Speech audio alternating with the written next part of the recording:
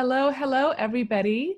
Aisha Harley here. Welcome to our Essential Wellness Education Series. I am absolutely thrilled to be here with the delightful and amazing Stephanie Mcbride. Stephanie is a passionate advocate for the use of essential oils as a form of natural self-care and in clinical practice from the moment of conception on. She is a wealth of information. She is a certified clinical herbalist. She's a functional nutritionist and aromatherapist, and she has 25 years of botanical medicine study and 10 years of practical experience working in the field of maternal and children's health. Stephanie is also a published author and presents globally for health conferences and other events. Her education, practice, and life experience have given her the in-depth knowledge necessary to simplify the ancient practice of using essential oils for maternity and infant care for others. She lives here in Portland, Oregon, and is the mother of 3 beautiful children. Stephanie, we are so honored to have you with us here today. Thank you so much. And I'm going to just go ahead and pass the floor over to you because I know you have a lot of amazing information to share with us.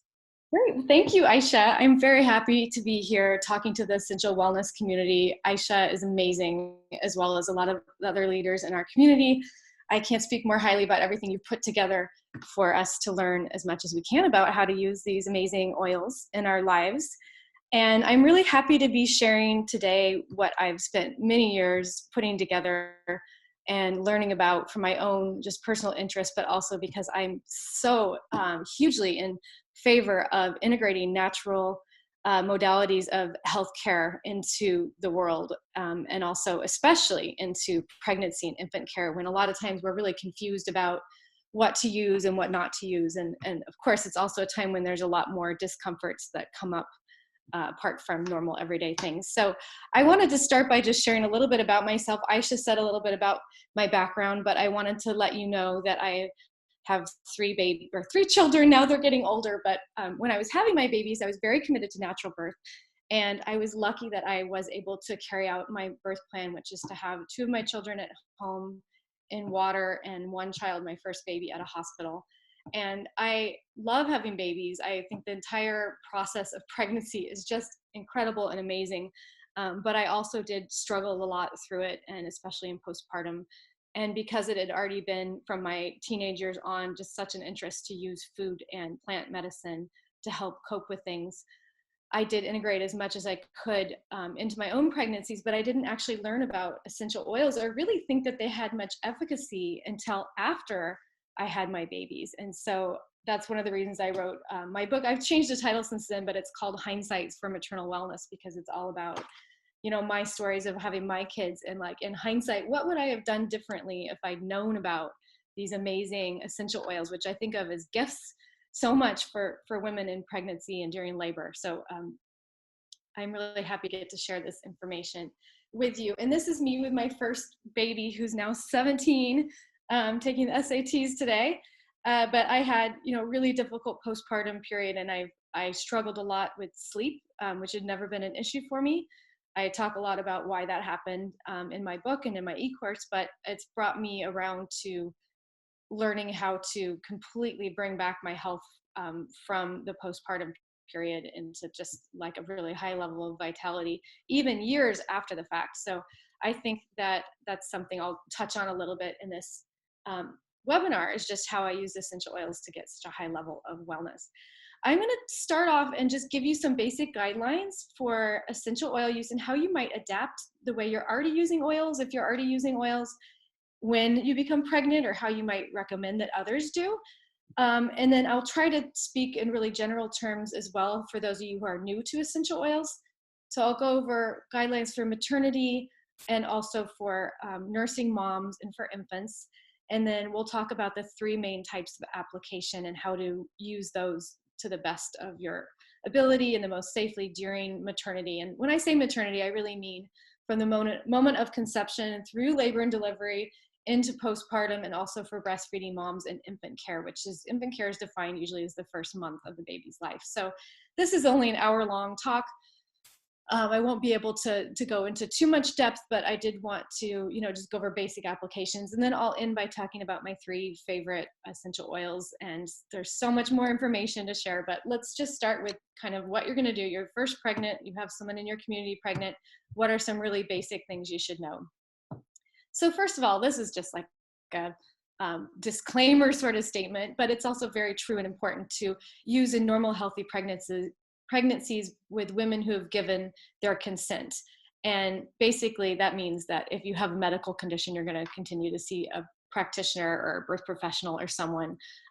If it's out of your scope of practice, which is the second one, then don't be using essential oils to treat something that's like a disease if you're not a doctor. And a lot of the things I'm going to talk about today are just general, discomforts of pregnancy.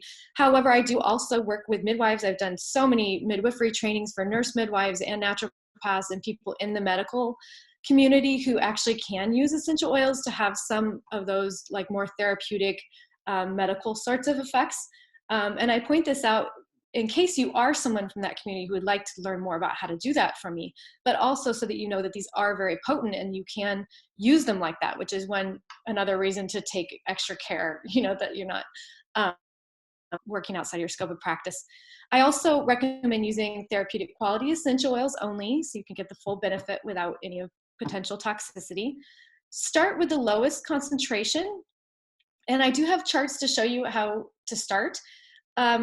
People worry a lot about safety during pregnancy, but they're actually very, very safe. There's very few oils that are contraindicated. Most every oil is perfectly suitable for pregnancy and very safe. The general guideline for people that are experts in aromatherapy is to just assume basically that something's safe unless you have research to the opposite of that. But when we say start with the lowest concentration, it really isn't a worry about toxicity. It's more about skin sensitivity. So if you start with 1 drop per teaspoon, for example, for a massage during pregnancy, and there's absolutely no skin irritation, but maybe you'd like a little bit of a stronger aromatic effect, or it's not helping as much as you'd like, you can certainly add more to the concentration and even use oils neat during pregnancy. It's just that women, because the bile flow and different things in the body, they change the way they function. Your metabolism changes in pregnancy. Some people who were not sensitive to oils before they got pregnant are suddenly sensitive and they have redness of their skin or itchiness or something like that. It's not common, but it is something that's more common during pregnancy. So that's the reason we say to dilute oils more, in case you were wondering why that's often stated when people are giving recommendations. Also, avoid prolonged use of any one oil, in part because they work better if you change them around, but also just to make sure that you don't get overloaded with any one oil. Test diluted oils on the wrist before use. This is just another precaution for women who are pregnant who might be more sensitive, so that they can test first and see if they're sensitive or not. Avoid contact with the eyes and ears. And finally, the number one health concern of everything to do with maternity is just to keep out of reach of children. And that's pretty general, but that's the number one cause of harm with kids. And even when that's the case, it's more that they get it in their eyes or something like that. There aren't a lot of really serious health problems that come from that, but it can be very disturbing for a child it's almost like getting pepper spray in your eyes to get essential oils in your eyes. Okay, so some guidelines for nursing. And essential oils are really incredible to help with all kinds of things related with nursing, including breast milk production, engorgement, or overly full breasts that cause pain. Some people have soreness, some people have cracked nipples. These are really great to apply topically. They can also help to build the immunity against infection. But one good rule of thumb is to apply the essential oils after the baby's nursed. And this is just to avoid contact with the baby's face or eyes. You also should apply in the direction of the nipple just to help with the natural flow of the body. Avoid contact with the baby's face or eyes. Some people might want to use soap and water to clean off their breasts after applying oils. In most cases, that's not necessary because there's a time absorption is usually pretty quick, usually within 20 minutes. So if you follow the first rule, which is to apply after the baby's nursed, then there shouldn't be like contact with the baby's face anyway. So seek professional advice for medical conditions. And essential oils can change the taste of breast milk. So this is something that you might just want to alert moms to if you're giving someone a recommendation, if baby suddenly thinks it's yucky tasting or, makes a face or doesn't want to nurse. It might be because the flavor is affected. But however, that being said, it's less than 1% of the oil that actually gets through to the baby. The mom's body is a really good filter for the oils. Do not take essential oils internally during breastfeeding unless prescribed or until the baby is 3 months or older. And this may be a little bit on the side of caution, but I just recommend it because one big thing is just the baby needs to establish a really good relationship with the taste of the mom's milk and not to affect that. And also they're getting a lot of really good probiotics, and we don't want to interfere with probiotic production if you're using like antimicrobial essential oils. So it's just good to let the baby like come into the natural breastfeeding cycle. And it's really devastating if a baby stops nursing for moms. So if they don't like the taste and that causes problems, it can be pretty upsetting. But after they're 3 months or older, normal use of essential oils is really fine during nursing. Peppermint and spearmint may reduce breast milk production in some women. The best way to find out is just to try, and this could be topical or aromatic use. Just try it and see if it reduces it or not. There was a survey done on Facebook on Robert Tisserin's Facebook group asking people to report whether they'd experienced this. It was very informal. There wasn't any guideline for how they were using peppermint or how old the baby was or anything of that nature. But the results were about 50% of people who answered the survey said that they did experience a reduction. So just something to be aware of. Guidelines for infants. First, I want to start by saying these are really amazing to have next to the changing table for things like diaper rash, or if there's colicky baby or upset stomach or something like that. It's really nice to just keep a bottle of your diluted oil for the baby and have it there by the changing table. That's a really great, like as many times as the baby needs to go to the changing table is a good rule of thumb for how many times to apply the oils for infants when you need them. And that's because the small, like heavily diluted, like frequent, shorter term uses are better than doing like a heavy application. So that's why I like to put it by the changing table and just have that be used. But that being said, it's best with babies to wait until they actually have an issue come up. Like I said, diaper rash or something like they could maybe have respiratory problem with colds, seasonal colds and things like that. I'll talk about some of the oils I like for babies in a little while, but just know that those frequent, highly diluted applications are going to be best for almost everything to do with using oils for a baby. Make sure to avoid contact with the baby's mouth, eyes, nose, and ears. Where we start with dilution for newborn is 1 drop per 15 milliliters, which is the same as about a tablespoon of carrier oil. And this is plenty. Like this is really strong because babies' skin is very, very thin.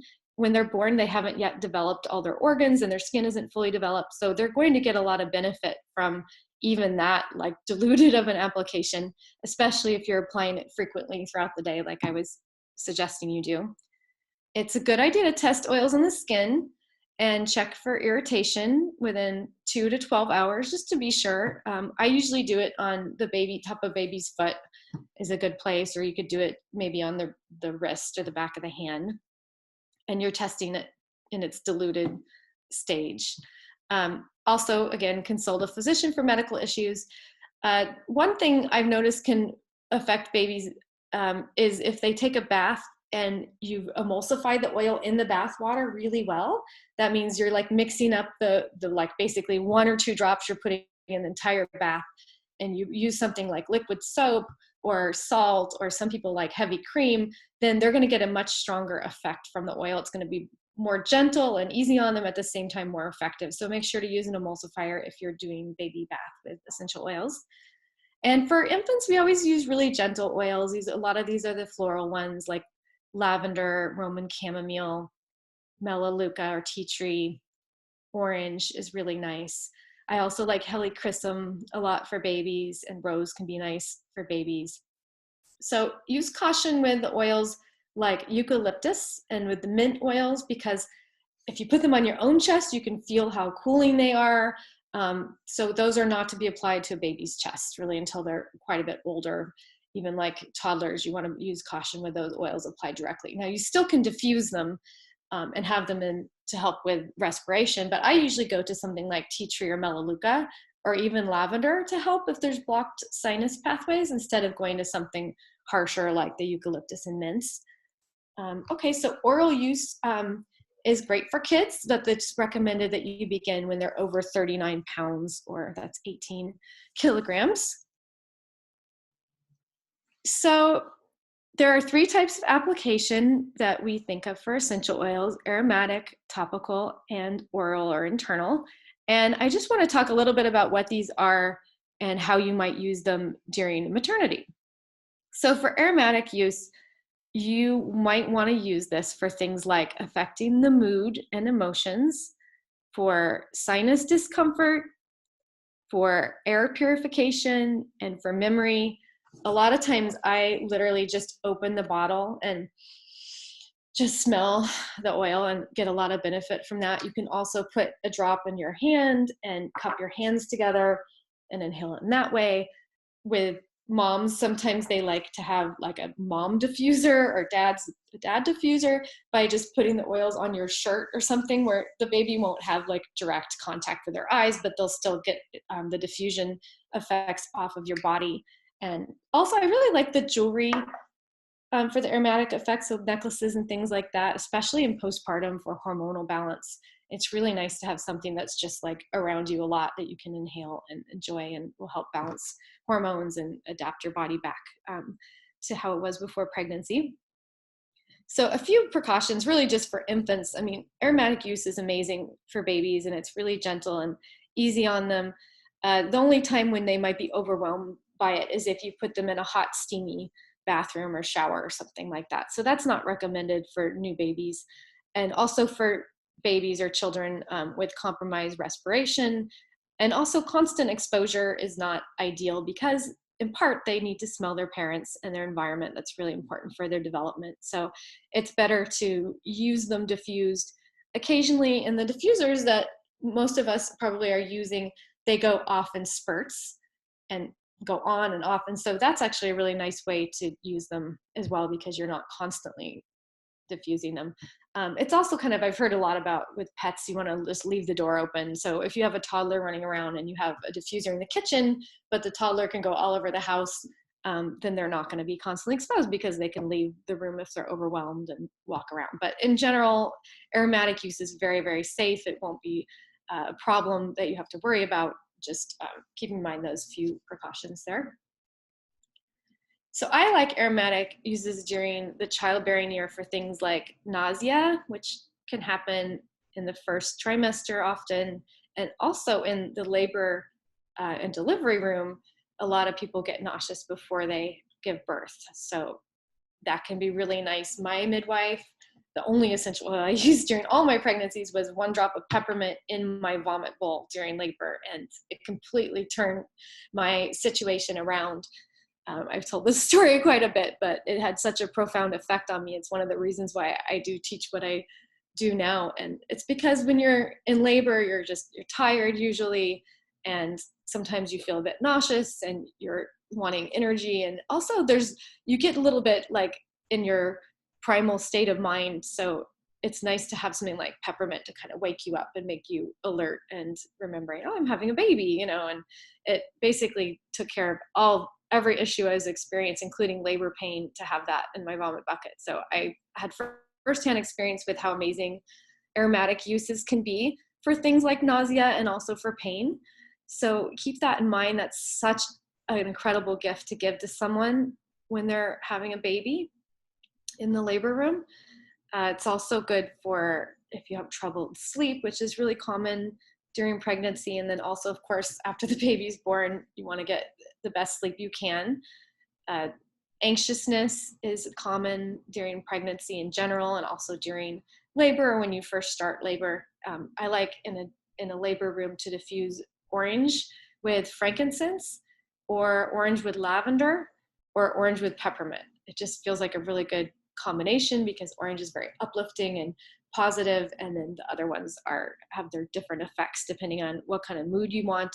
Lavender would be a little bit more calming, frankincense is grounding, and peppermint was energizing. So you can make your own labor blends, but it's also a really great way to cleanse the air. When I was talking about the different uses we get from aromatic diffusion, one of them was to like cleanse the air of microbes and things like that. So it's a great thing to do frequently. Also with hormonal imbalance, which can happen a lot in postpartum, just as your body gets back to normal, it's really nice to diffuse oils. I like, especially like geranium and clary sage, and I have a couple blends in my blend book for that are really helpful for people, because it also thinks about like getting your body back in balance, like you're sloughing off like excess fluids and getting your hormones in line and healing your tissues. And so I keep all of that in mind when I'm thinking about what kinds of blends are good for postpartum.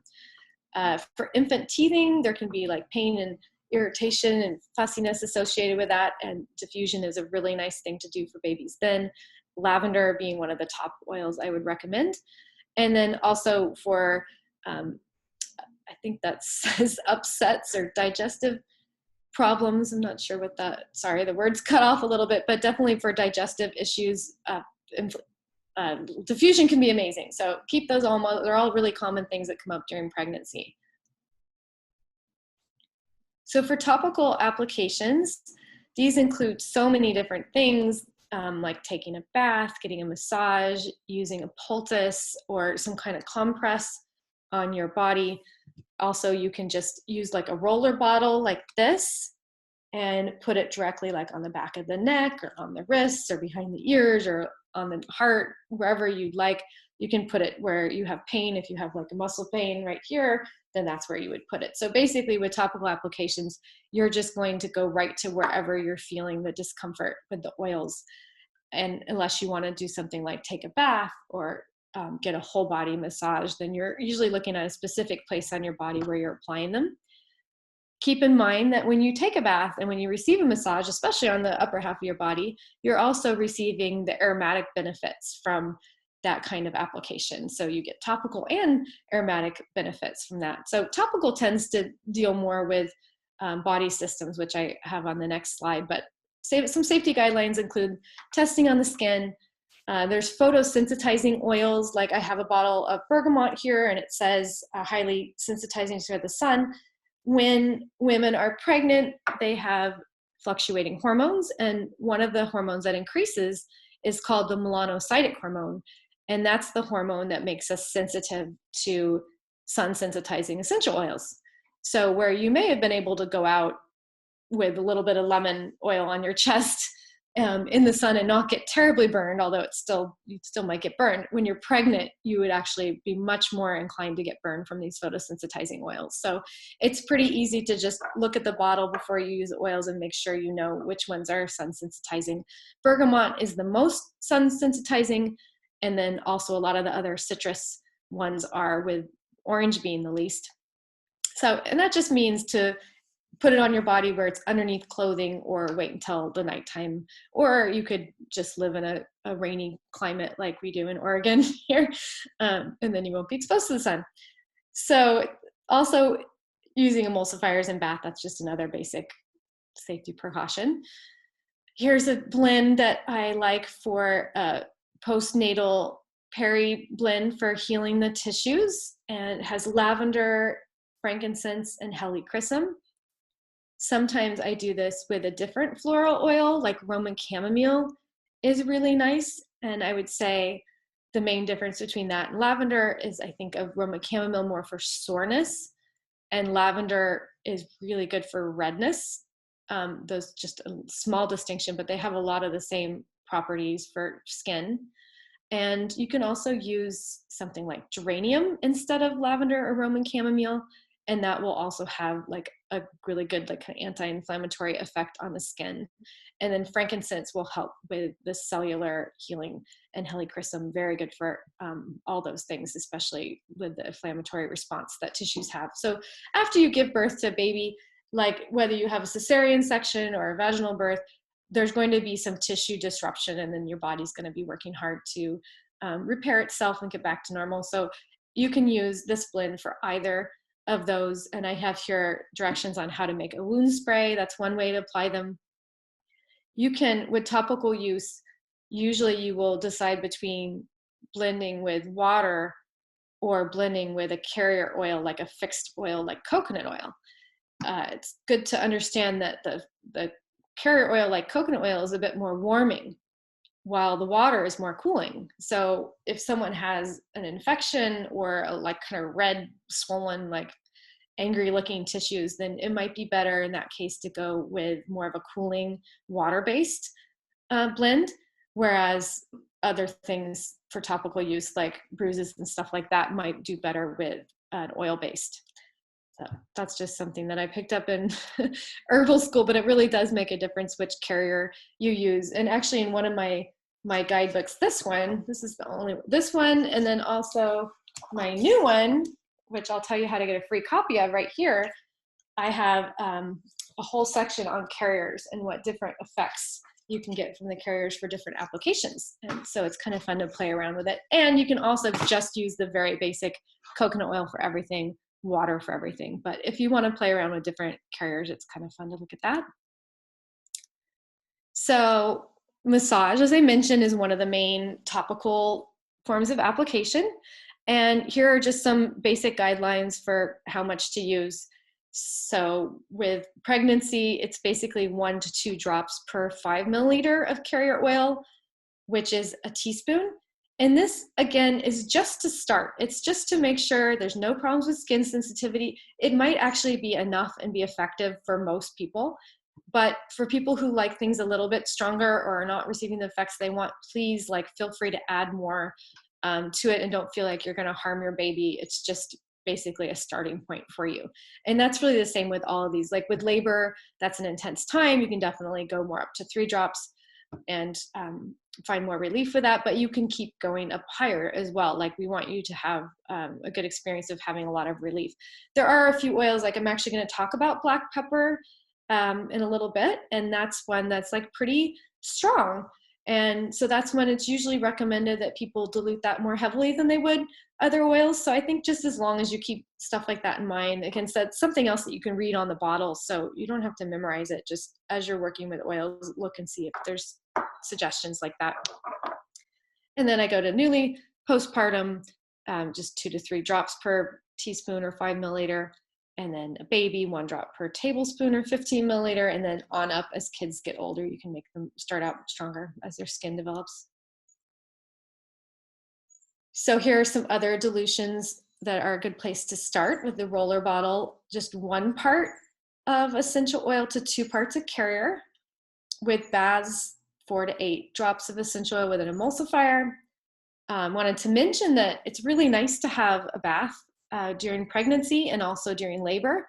I don't, however, recommend putting essential oils in the labor tub because, as some of you may know, the oils do leach toxins from plastic, and birth tubs are lined with plastic. And also, especially if it's a water birth and a baby's being born, we just don't want to risk any kind of exposure to the baby's eyes or something like that. But you can absolutely use oils during labor in a tub or in a foot bath. And here I have directions for a foot bath. There's a hot compress, which is 2 to 4 drops of essential oil with emulsifier. So what I like to do during labor is to actually have a crock pot that you'd use for cooking and to fill that up with water and essential oils. And that makes a really nice place to keep your regs for your hot compress. So if someone has labor pain and they're benefiting from hot or cold compress, then you can just keep adding more oils and keeping it warm in a crock pot. And that's just, I think, brilliant. I've seen people do that and it's pretty amazing. So here are some things we would think of for topical uses during maternity. Definitely pain, definitely discomfort and tension. when I was pregnant with my first baby, I was so used to being full of energy, and my friend who wasn't pregnant came by, and we were going to go to the farmer's market, and she said at the last minute, "Oh, let's walk." And I was like, "Oh, great. I'd like to walk." It was like maybe 3 miles away. So we walked there, and I mean, I was just like exhausted and so hungry when we got there, and then we had to walk back, and this was before Uber existed. But I think that like you don't have as much energy sometimes in different phases of pregnancy. You think you have a lot of energy, and then it comes down to actually doing something like a normal activity that you would be fine for, and whoa, you're exhausted. So I think also you might have a little bit more joint pain and muscle pain. Your relaxin hormone like loosens joints, and things are just expanding, so you feel a little bit different, and it's really good to have that support for pain and discomfort. And also with your digestive system, as you expand and grow and your organs get shifted around, your intestines are no longer in the place they've been your entire life. They're getting squeezed around from the baby. So you're going to end up with some digestive discomforts. Also, because your blood volume almost doubles during pregnancy, people tend to have issues with circulation like hemorrhoids and varicose veins. These are all things you can use essential oils to help ease some of these discomforts. And then, as I'd mentioned with the other section, like damage to skin and tissues, that would be more applicable in the like labor postpartum time. But these are how I think of topical uses during pregnancy. So with internal applications, there's sort of a little bit of, I guess, a difference in opinion of this in the essential oil communities that I've encountered. I think that there's a really two like extreme points of view on it, and I try to fall somewhere in the middle on this. So some people say don't even use any essential oils internally, and some people say use everything you want. I'm kind of in the middle. I think that with the guidance and guidelines of someone who does this professionally and knows what they're talking about, you could work with someone to take some internally. What I really like and recommend are essential oils that are already in like a vitamin supplement, because they're measured out for people to use, and I think they can be really beneficial, especially starting at maybe half, if you're not used to taking them, like a half dose of vitamins, and then building up after that initial detoxification. So I like that because it's different than someone just whenever they feel like it shaking essential oils into their mouth. I think we need to be a little bit more controlled about how they're used internally. So I, in general, stick with topical and aromatic use during pregnancy, because I think that without more research, that's really just the safest way to recommend using these, and very, very effective. So these are my favorite oils for pregnancy, and they're all really effective. Like I can't think of any symptom of pregnancy that would not be addressed by, actually, you could probably pick out 5 of these to address almost everything with. And I guess if I had to do that, I would probably say clary sage, lavender, peppermint or spearmint, rose, maybe like, and then orange or neroli or one of those citrus ones would be really amazing. Although I love ylang ylang too, but anyway, they're all amazing for different phases of pregnancy. And again, almost every oil is going to be appropriate for pregnancy except for a few. And people are always asking me which ones you would not recommend so much.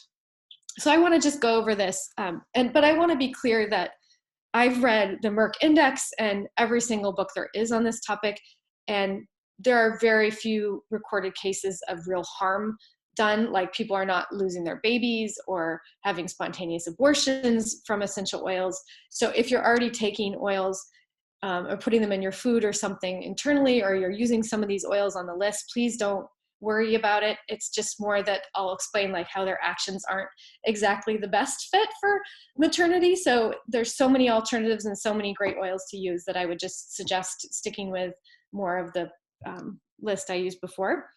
So basically, some essential oils are cardiac stimulants, which can be really helpful for things like energy and circulation. Cinnamon and cassia are very warming, and they like stimulate the flow of blood in the body. Cinnamon's had a few tests where it's associated with altered length of pregnancy and lactation problems. So it's usually one on the list of like not the best for pregnancy. So probably better to avoid that one. In any case, when you double your blood volume, it's probably good to just leave that alone and like not try to have too much effect on that with the oils you're using. So I would recommend not using so much cinnamon or cassia. Also, wintergreen and birch are blood thinners. So along those same routes, people could benefit better from using things for muscle pain and massage, like peppermint and spearmint and Siberian fir and black pepper. Like those will have very, very similar effects to wintergreen and birch, but not have such a strong blood thinning attribute. And you may know that wintergreen and birch, like the constituent methyl salicylate, is where we get aspirin. So that's something that doctors usually say avoid during pregnancy as well. So just as a general caution, I would say those aren't my favorite. With the hormone influencers, these ones are amazing for pregnancy, but I do recommend like clary sage be used for labor. And I'm going to talk more about clary sage because that's a really big question that I get from people, is how to use that one. So yes, these are really appropriate, but start in labor with clary sage. Fennel is amazing for postpartum. So I would just use those in the appropriate stage of pregnancy. Other uterine contractors are jasmine, myrrh, and rose. That doesn't mean they're not appropriate and okay to use during pregnancy. I would just suggest being aware, like you don't really want to stimulate the uterus until you're ready to begin labor. So if they're having that effect for you, I would say definitely hold off until, some people say hold off until like the last few weeks of pregnancy for those ones as well. And then just on lots of lists, including Robert Tisserand's and Denise Turan and Jane Buckle and a lot of the people I follow in this field, there's some concern for those oils: basil, rosemary, oregano, thyme, fennel, and dill just during the pregnancy period. So occasional exposure probably won't be a problem, but those aren't the best ones to be including during pregnancy. And here's some alternatives. So for a good immune blend, melaleuca is just highly antifungal. Frankincense, antimicrobial. Lemon is one of the best immune boosters. And then also marjoram is antibacterial. So those all together could be diffused or put into a roller bottle and used when there's like problems with common cold or immunity. And then the muscle rub oils are what are also called driving oils. So driving oils are ones that penetrate deeply into the body, which is what's so helpful for things like sciatica and muscle pain and joint pain. And so a few of those are peppermint, Siberian fir, lemongrass isn't actually driving oil, but it would be good combined with those. And also things like lavender or other floral blends are good combined with these driving oils for massage and basically just muscle tension kind of effect. These are my favorite essential oils for babies. So cardamom, they just smell like a banana bread loaf. I think that one's really lovely, and it can help with problems related to the lungs or digestion. So that's a really nice one to have on hand. Dill is going to help with things like colic, and frankincense is just, some people say it's like a really good bonding oil for mother-infant or father-infant bonding, and can also help you and the baby to adjust to just birth in general. And it's antimicrobial and just a really amazing oil, good for skin, so many things. Helichrysum I mentioned I like for respiratory issues and also for any kind of like bruising or tissue healing or teething, stuff like that. It's very, very nice. Lavender, every new mom should have a bottle of lavender. And then probably also melaleuca or tea tree, because that would be a really good one if there's a fungal issue, you know, like some babies get thrush and also get diaper rash that has a yeasty smell. And those two together are really good for helping babies with that. And I'll talk a little bit more about how I use these, but also orange is nice for digestion. It's very gentle. It's not as detoxifying as something like lemon. So it's just a little bit more mild and nice, uplifting as well. If there's a lot of tears or sadness, the orange can just bring a mood around. I actually used to drive carpool across town with my kids when they were in grade school, and the school was like 10 miles away, and I had to take the freeway, and there was traffic, and it was a great school, but sometimes there were crabby moods on the ride over or the ride home. And also there were conflicts with the other carpool kids once in a while, but I diffused essential oil of orange. And I swear, this never failed me. Like as soon as I put it in, like everyone would just calm down and stop bickering. It was amazing. I should try to do that again. Like my kids don't usually do that anymore. They're older, but it was within like a minute, they would stop their arguing and bickering. It was amazing. And it also, of course, will help with like, you know, if you have digestive issues or feeling a little bit down. So that's a really nice one. Roman chamomile is one of my favorite oils. It's very bitter tasting if you've ever tried it. And bitterness, the flavor is associated with relaxing the nervous system. So in general, it's just a very, very calming oil. It kind of reminds me of kava as well, like that. You can feel your nerves relax with Roman chamomile, and it's also so good for the skin and just soothing oil. So that's a really nice one to have in the collection. It's one of the ones I would put in a bath with a sick baby. You could also use it for diaper rash, and some people have environmental reactions to things, and Roman chamomile would be a really good thing, and so would helichrysum and lavender if somebody's having like food reactions or environmental reactions to the cat or something like that. That would be a really nice one to use. And then also rose is just a lovely, highly antibacterial oil. Like it's very strong and potent in its antimicrobial effects. So you could think of that as just like beautifully smelling and calming, but really strong for the immune system. And so I've touched on a few different ways that I would use the oils for babies. I think just keep in mind to stick within the amount that I recommended, which is about a drop per tablespoon. So if you're doing a blend with lavender, melaleuca, and Roman chamomile, for example, you'd probably want to put 3 tablespoons of something like coconut oil and then 1 drop of each in that blend. And you can put it on the baby, like apply it as an infant massage, which is really easy to search for on YouTube, or you can just put the oils on the bottoms of the feet. You can use a stronger concentration if you're doing something like cord care for the baby, for which I use frankincense. So because that's a small part of their body, you can get a little bit of a stronger concentration, but you're not going to need that much for babies. So now I'm going to just talk about 3 different oils and more ways that I would use these. In my book, I go over 20 different oils and how they're used. And then in my e-course, I talk about 17 herbal profiles. So I go a lot more into depth, but I wanted to give you just a little taste of what is out there without overwhelming you in a short webinar. So black pepper may be sort of an unlikely thing to think of for maternity, but I really like it. And one of the reasons I like it so much is because its emotional attribute is courage.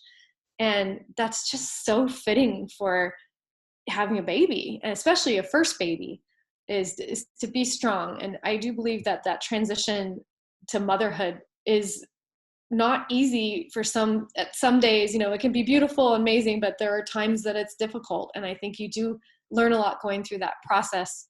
And it takes a lot of courage to get to the other side where you're actually a parent. And my friend told me when I was pregnant, I was complaining about being pregnant with my first baby. I don't remember what I was complaining about, but she was having her second and pregnant at the same time. And I said, oh gosh, this pregnancy is exhausting. Or, you know, like I feel like I can't eat anything without feeling nauseous, like whatever, gripe. And she looked at me, she's like, Steph, she's like, you think it's hard being pregnant? And you talk about worried about the labor. She's like, no, the hard part is being a parent. And that's so true. It is the hard part of being a parent. So we just want to be as easy on ourselves as we can.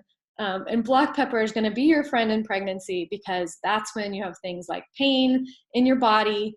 You're not used to digestive stuff, gas, you know, like your bowels that are dysregulated and things changing around, cramps and spasms. It's going to help with brain fog and fatigue, also cigarette addiction. It can help with depressed mood. So I just think this is a really nice oil to have. I mentioned earlier that it can cause skin sensitivity. I mean, I've put it directly on my skin and had absolutely no problem. So some people will be more sensitive than others, but it's just something to be aware of, especially if it's oxidized. Sometimes when the oils are left out or not properly stored, they can be oxidized, and then that causes more skin sensitivity. Not especially recommended for baths, but it's good for topical application in particular. That's the way I usually use it. So if you had something going on like cramping or digestive issues, you would just want to maybe put a drop in a teaspoon of carrier oil or in 2 teaspoons of carrier oil for skin that's sensitive, and then just apply it to your abdomen. I also like going in a clockwise direction for constipation and a counterclockwise direction for diarrhea, because that's the way your organs move, and that's just an energy worker kind of thing. But if you like stuff like that, you can apply it like that. Otherwise, you can just do it how you would normally do it. But great oil.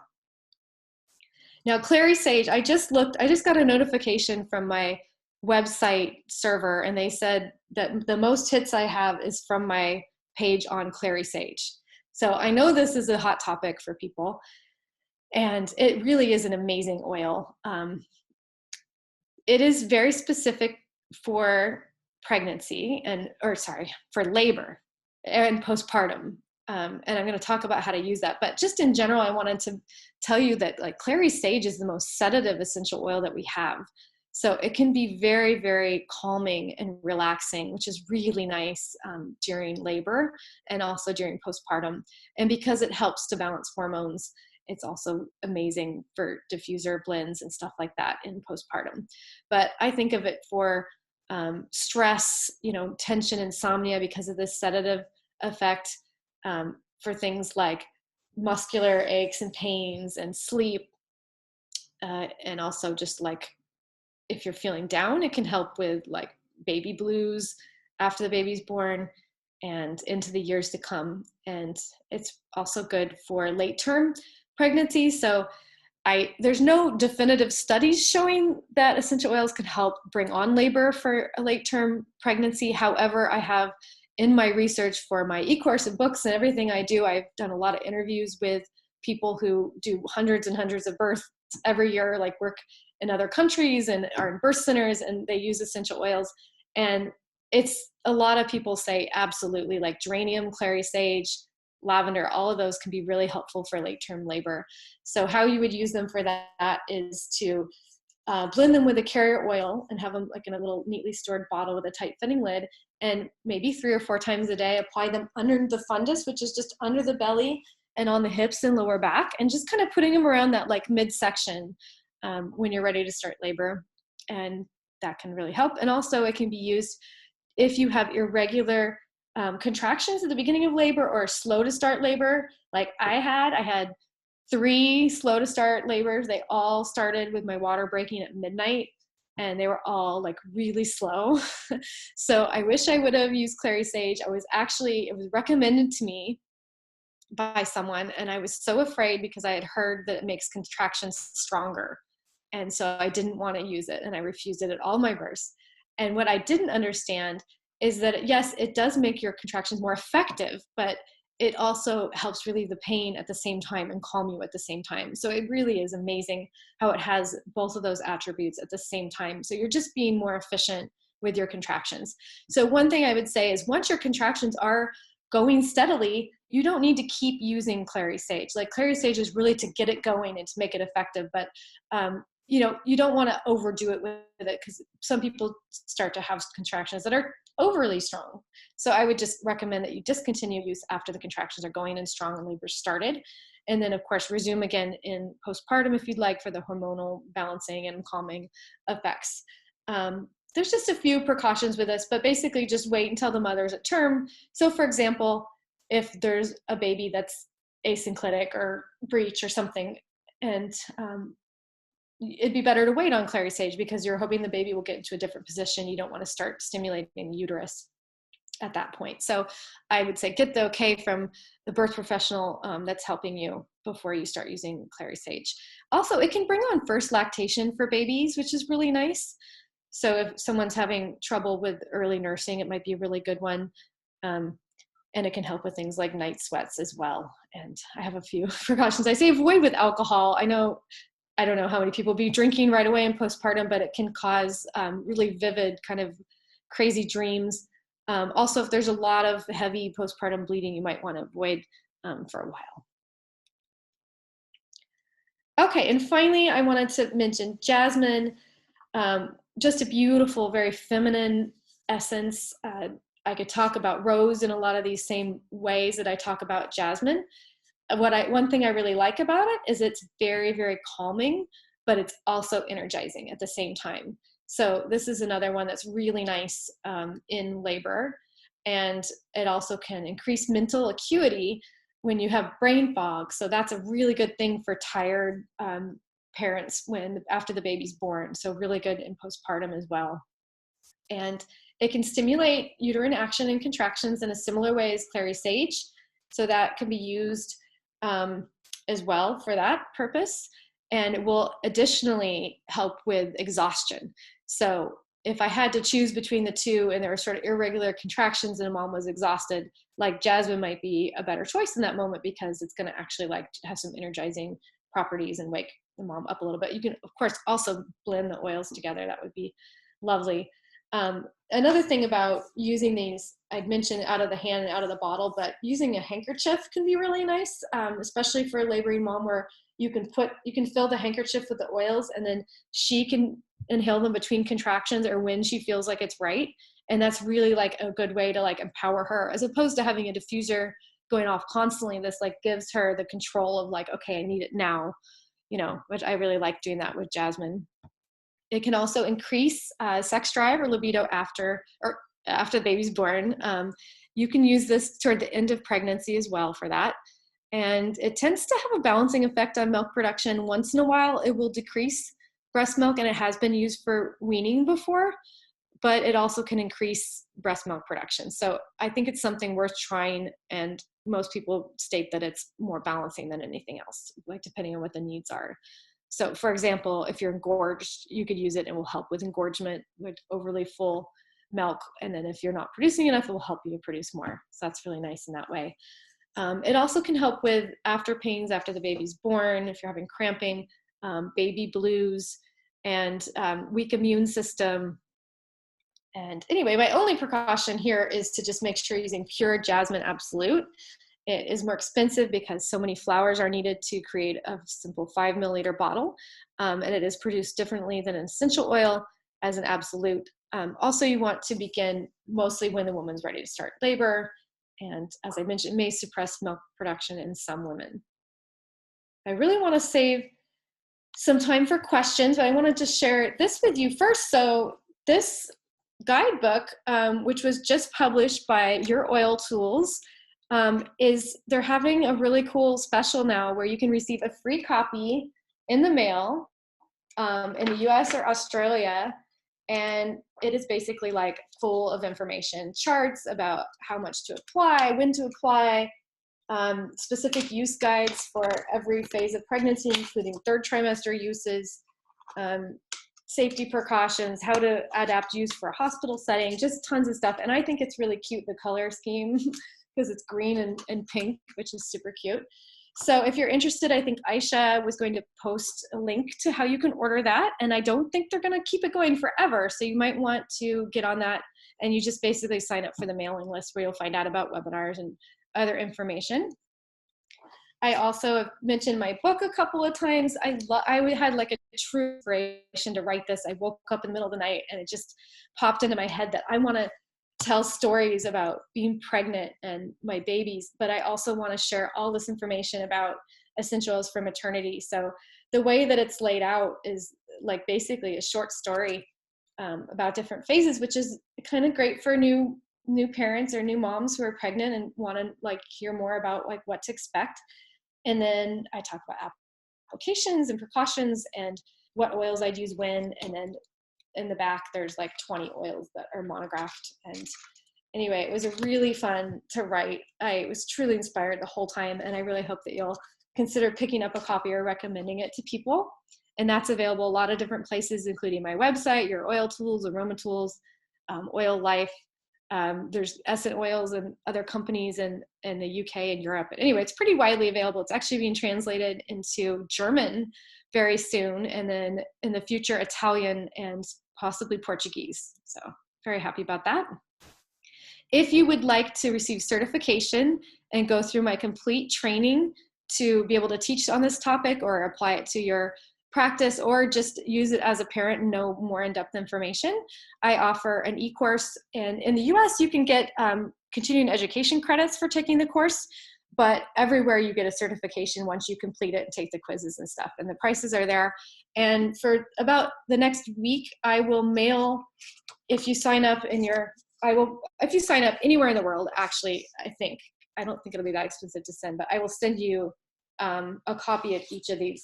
Maybe I'll just for now say Australia, Europe, and the US. I will be able to send you a free copy of these two through a week from today if you sign up for the e-course. So if you sign up, send me a separate email and tell me you were at this webinar and I'll get you hooked up.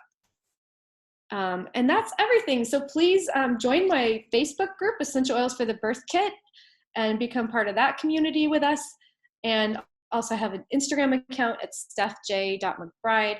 Happy to talk to people anytime. There's my contact information. I have obrigada up there because I taught in Portugal recently. I modified my keynote, but I kept the obrigada because I just loved going to Portugal and teaching in Porto and Lisbon last year.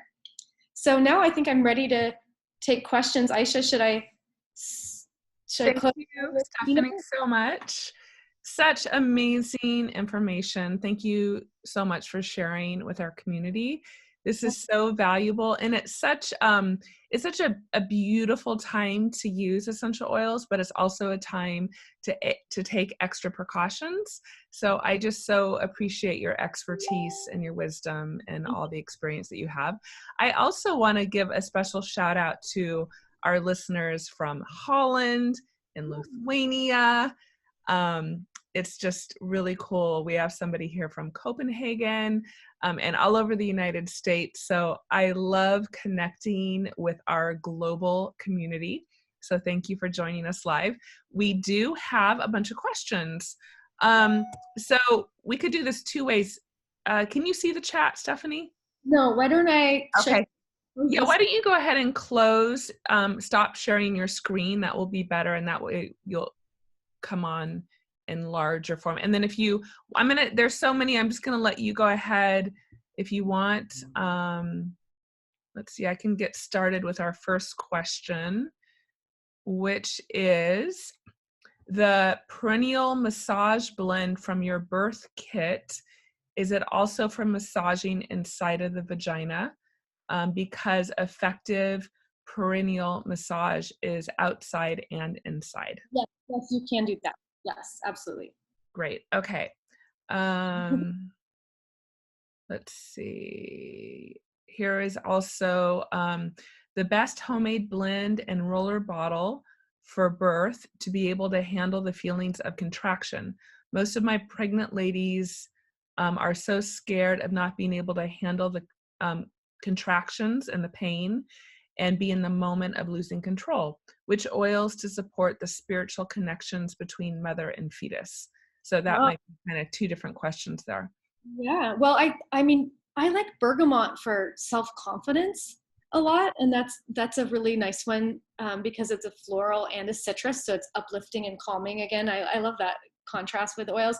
So you could do something with like clary sage and bergamot, and then lavender, or I'm trying to think. I think a lot when I create blends, and that one's kind of a spur of the moment, but clary sage and jasmine could also be really nice together with a fir, or, I think that a lot of, like, look at the emotional effects that you want, but bergamot's the first one that came to mind to just put in one of the blends, but definitely clary sage, because it will help to calm and also make the contractions more effective. Great. Hold on. I'm just looking through the questions here.